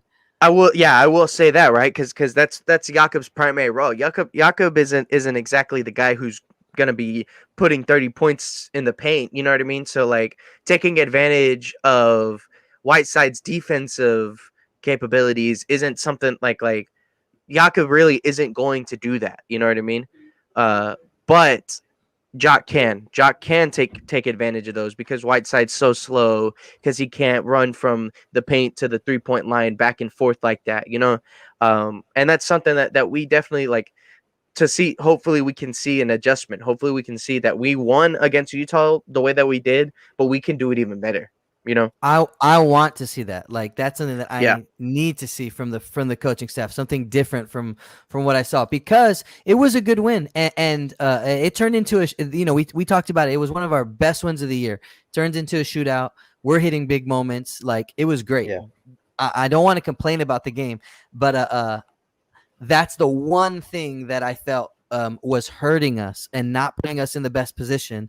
And so if we can do something like that, I think it can just, maybe we don't have to get into a shootout. Maybe we actually can be fending off a Utah Jazz with like a 6-point lead in the final 4 minutes of the game. You know what I mean? Like, I want to learn that lesson instead. You know what I mean? Mm-hmm. Versus like, okay, can we stop Spider Mitchell from hitting a game winner against us? So like, I don't want to see that, because we saw him miss a layup, and I don't know how many of those he'll miss. Yeah. No kidding. And it took a spectacular layup from Lonnie for us to get the victory too. So, I think the Utah game will be fun for us to come off of a Detroit game, right? Like, to see how our guys do off of a back-to-back. I think our identity with these back-to-backs have definitely changed a lot. Because last year the back-to-backs were rough. Back-to-backs were so rough for us. And this year it just feels a lot different. It feels like we can take advantage of things that just haven't been able to, that we weren't able to last year, especially due to like COVID and all that last year. But So far, I mean, so far we're 1-2 on the second games of back to backs. We've only had 3 instances so far. So But I definitely do think that it still feels different. It still feels like we're not as like as gassed as we have been in the yeah, last couple years. yeah, sure. But we can kind of go into the Miami game on Wednesday. And I'm not too sure who's in at the moment. So All that all that they're pretty messed up too.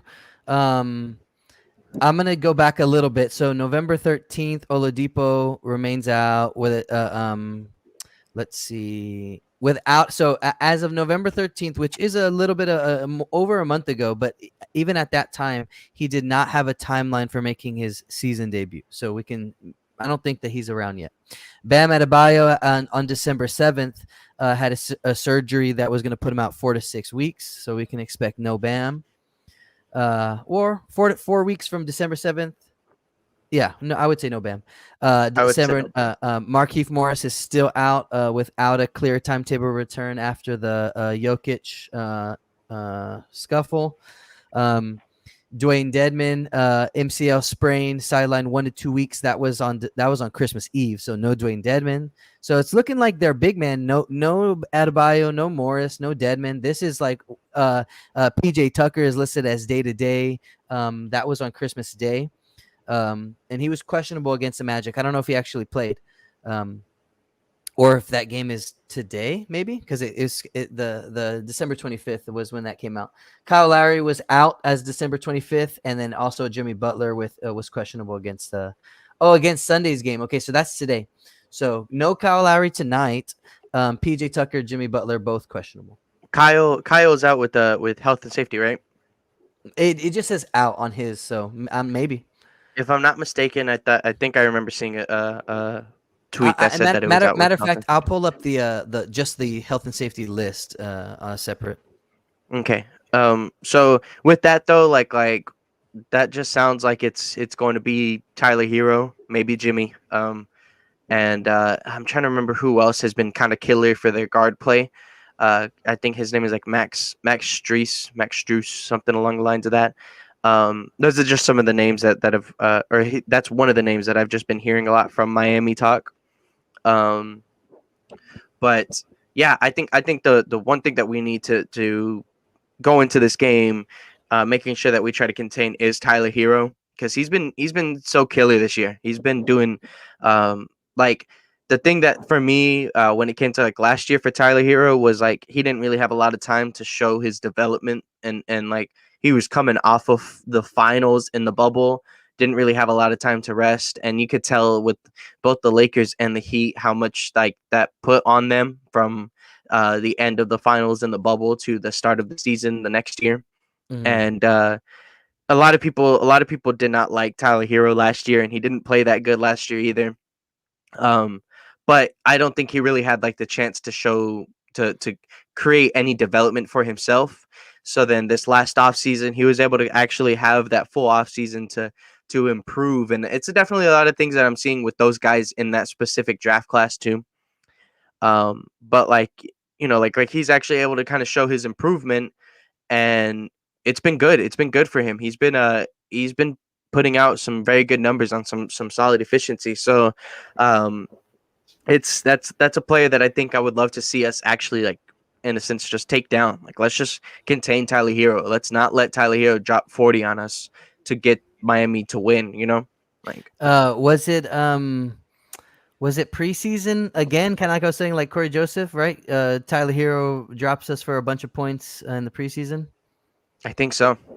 Yeah, I'm pretty sure he went off. We lost 109 to 105 in the preseason.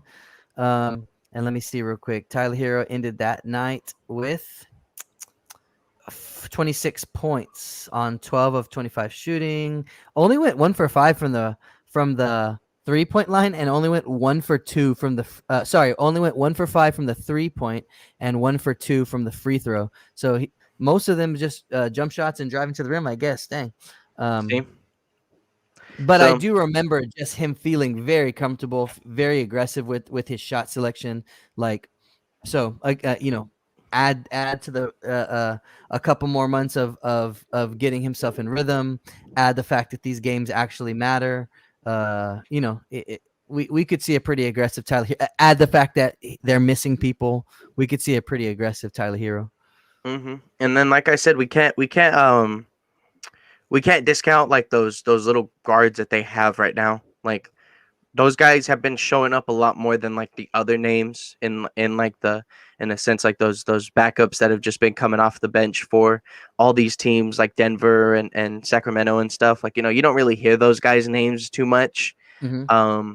But the Miami guys, they actually have been like you have been seeing 30-point games from a guy like Max Strus, Gabe Vincent, who's been putting up some uh, pretty solid games here and there.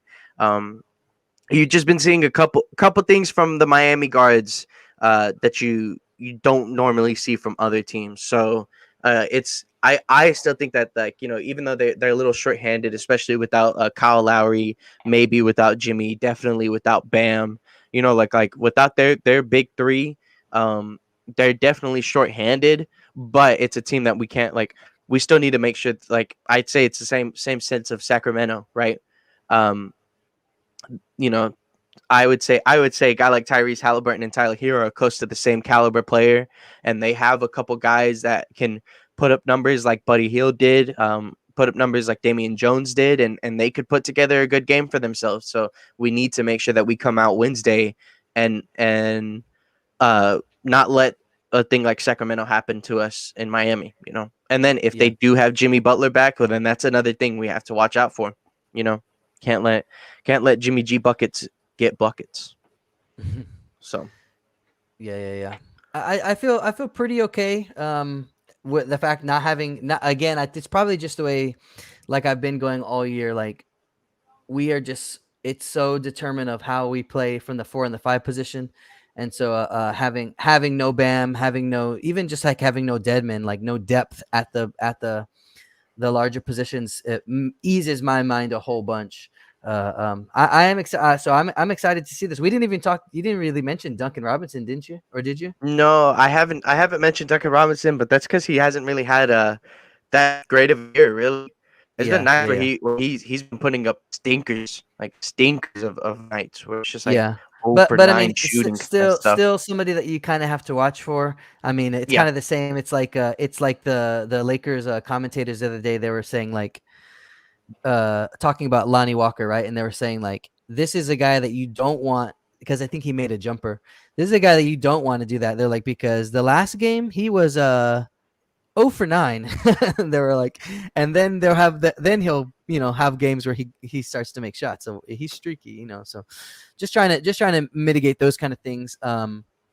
But now I'm actually like I'm feeling kind of like we did last week when you kind of stare at the week looking ahead and you're like, okay, I see a lot of opportunity, right? A lot of like just we need to be able to focus ourselves and navigate our way through this week. And if we do it the right way, you can leave, even though you said there was a lot of meat in the middle of this Detroit sandwich, you can still leave with like some, feeling good about yourself and hopefully with, at least 3 wins out of these hmm 5. And then I don't think we can really forget about this Memphis game at all. I think this is the Memphis game. Honestly, to me, is the This the is the the game. This is the this game is of the the week game for of the me. week. Yeah, Yeah, right. for Same me. for me. Um, Juan, just because you didn't really talk about the Miami stuff too much. How do you feel about us going at Memphis? It'll be at Memphis playing on their home turf on Friday, New Year's Eve. Yeah, I'm not really worried about like other teams and like what's going on with their stuff. I think it's just always about like us going out and performing the right way, with the right intensity, having the right mindsets. Um, where I mean, like what you always talk about, Jake. Like we want consistency. So to do that first, you have to figure yourself out, and including jogging to the lineup. I think can help, or is like something else that yeah he can help us be better, but it's like something for us to help or have to like work on as a team. Like getting used to playing with them, like mix up the rotation. There's no Thad, no Drew. Burton hasn't been playing, so it's like getting those rotations back. But I agree with you guys that the Memphis game is the one most on my radar. Memphis has kind of had our numbers throughout the last Mm-hmm. couple of years. They're really physical with us. They always the games always get chippy. Uh, John Morant, Dylan Brooks, that Desmond Bain guy's been having a good year, supposedly. It's just frustrating because they're in our division and they pulled off such a run without John Morant. We needed them to kind of like struggle during that stretch so we could keep up with them because Dallas has been struggling as well. Um, but, you know, those games always get chippy. We just got to see if our guys respond. I don't know how many games people try to punk us. They try to get physical with us. So if that's what it like turns into those type of games, I'd like to see our guys respond, not necessarily with like like chippy back, but like just beating them, like shutting them up, closing the game out, and walking away with the W in Memphis. That'd be ideal. Yeah. Yeah, and Drew's 100% right on this too. He said that we need to beat them because they're a team that's going to be keeping us out of the playoffs. And I agree with that, especially if we're seeing them 4 times a year. And they're just right above us in terms of standings and all that kind of things at the end of the year. That's literally like, you know, Dallas is one team. Sometimes like they're right now they're being pretty bad, but for the most part, you kind of know their identity. You kind of see that they're going to be at like this specific seed at the end of the year. New Orleans is bad, and then that's like us. Or Houston's also bad, right? And then that's just us and Memphis right there in like that middle of the pack, right? And I think that's literally like it's something that like these are definitely like the most important games because we can't lose them because we need to be if we're trying to make playoff pushes, then these guys are going to be like that first stop that keeps us from that 7, 8, 9, 10 seed. Yeah, and it's um surprising. It's surprising because of like how Juan was saying about like how the game's been getting chippy and stuff like that. It's surprising that we haven't played them yet this year because I feel like you still feel those moments, right? Of like you Yeah. just know how the games have gone. So I'm surprised that we just haven't seen them yet this year. So with this being our first meeting of the year, I'm excited. I'm excited because I mean we talked about the importance of division rivalries and division records and all that in playoffs, and we've talked about that before because we played Dallas like 3 times before November was over. So like it's the same exact thing, except now I think we're further along in the year. I think our team is better. Like Juan was saying, like focusing on the things that we do. I think that our team is just more equipped to kind of start one of those season series with another division rivalry. So like I'm excited for it. I'm ready for it. I think our guys will be ready for it too. mhm. Real quick, as of December 25th, Brandon Clark was questionable for today's game with a knee injury.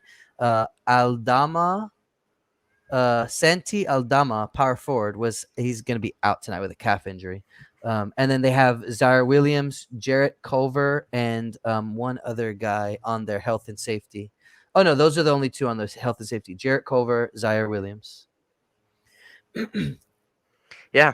Well, I think with that we can go ahead and go for our weekly predictions.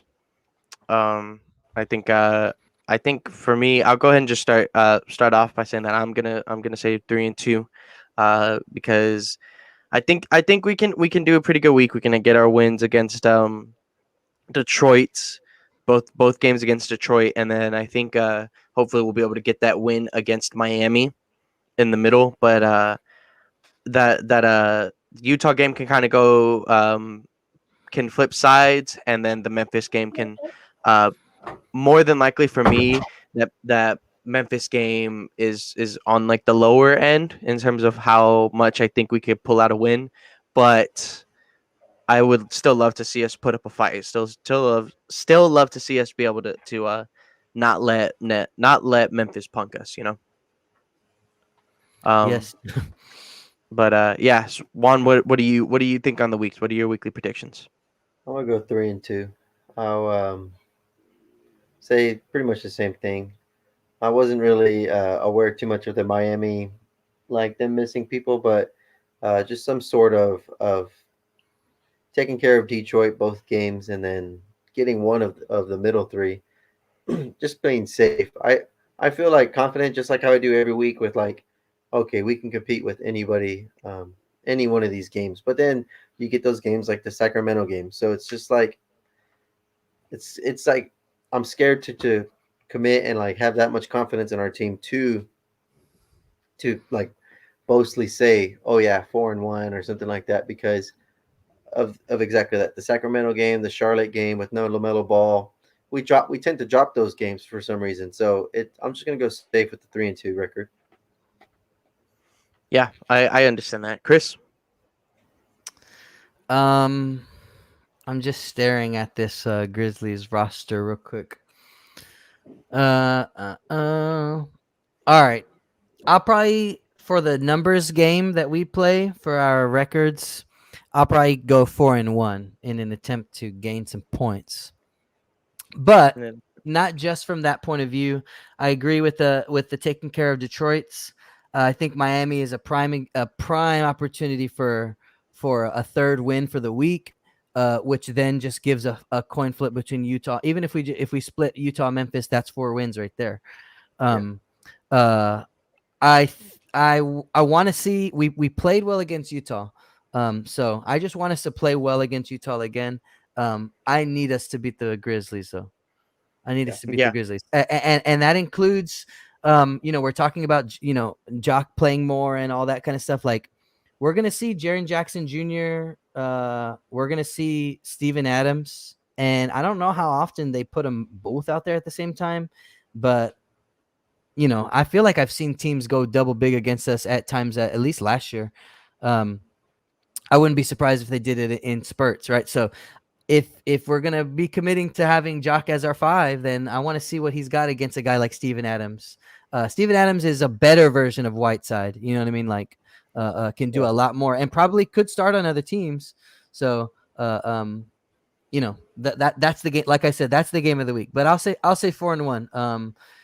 Miami, I think we can do it, and then we'll see how we fare against our Memphis and Utah. Yeah. I think honestly, I'm sure Josh kind of has like the same ideals that you're putting out there, Chris. He said 4-1 off camera, but Shams just tweeted Dejounte Murray is entered health and safety protocols, is out versus the Pistons. Dejounte? Yes. Dejounte Murray. That's not a.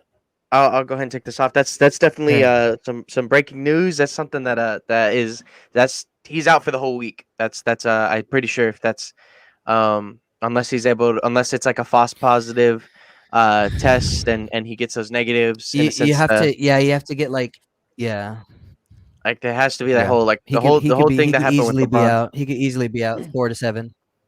Yeah. So That's a big honestly blow. that is a humongous blow. That is something that I wonder who's gonna take that start. Who's if we're gonna move Derek up to the PG and play Lonnie, if Trey maybe gets a start. I doubt I see Trey in the starting lineup over Lonnie. But my thing is now you get an opportunity to play Primo, but also you just got to be careful now. See who Dejounte was around the team. We might be hearing a little bit more names throughout the week, throughout the day about like who else can be missing. So it's kind of unfortunate timing as far as the podcast goes because we did a whole week talk about looking forward, and then if half of our team is out, yeah. I mean but I mean that's been the name of the league all year. You know what I mean? I think if you started Lonnie, with Derek at the 1, and then you give Trey's going to get more opportunity.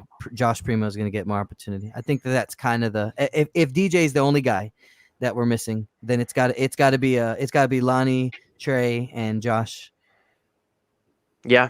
I think I would love to see Lonnie's role get put onto Primo, and just let Primo just kind of run out there and score, do whatever he can. But then he's also shown a lot that he can look for other guys So, if this is his time to shine, then I'm 100% down for it. I'm okay with seeing a Trey, Devin, and Josh, or I guess technically it would be Trey, Josh, Devin, but either way, I'm Yeah. okay with seeing those three out there on in that second unit. So we This have is- depth. We have depth, and it sucks to have DJ out because of all the things that we just talked about of his, just like Jake. I mean, I know Drew said kind of jokingly, but it is gonna, it's gonna put a halt on some of his play. You know what I mean? So, Yeah.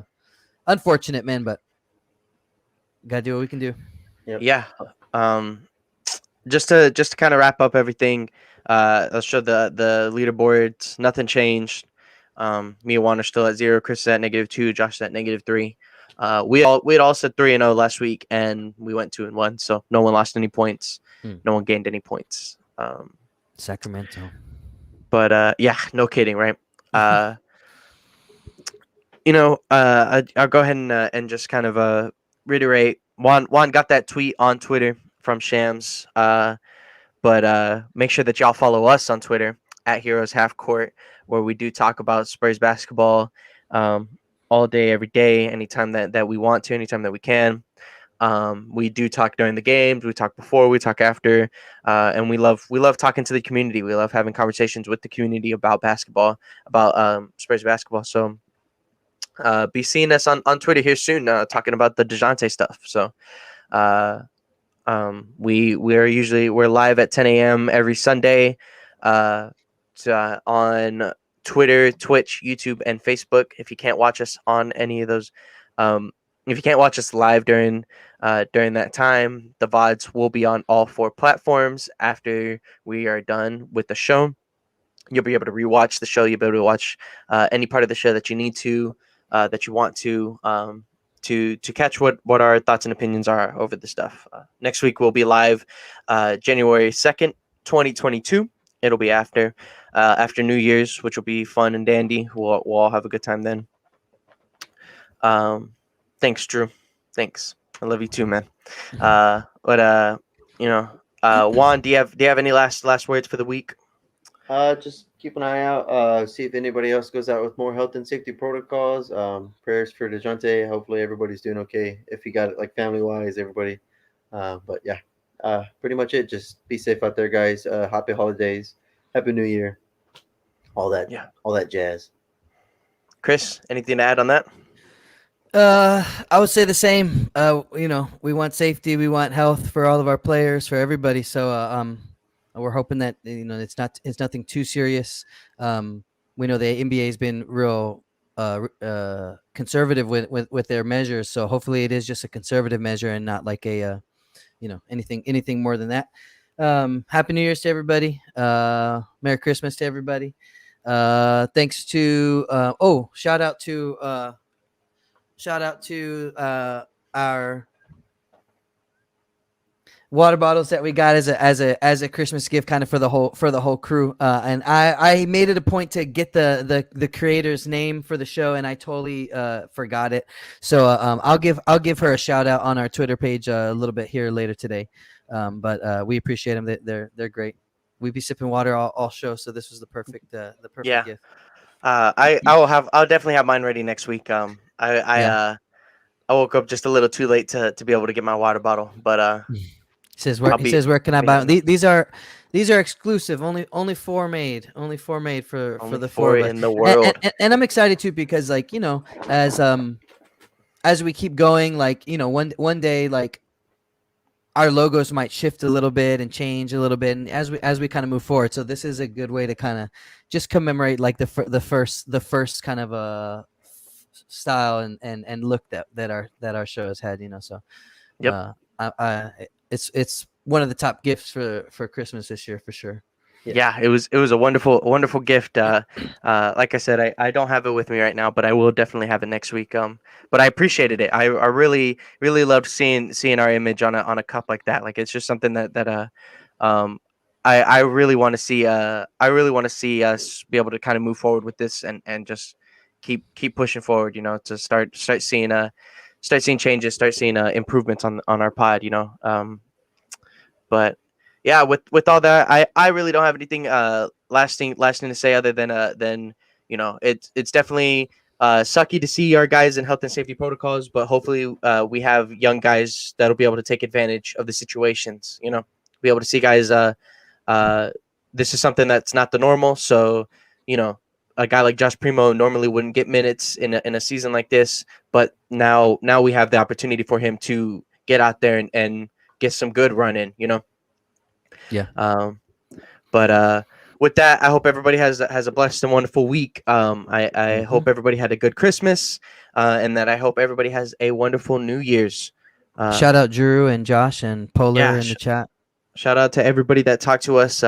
Keep tuning in. Keep tuning in and talking to us throughout the weeks. With that, though, we are out.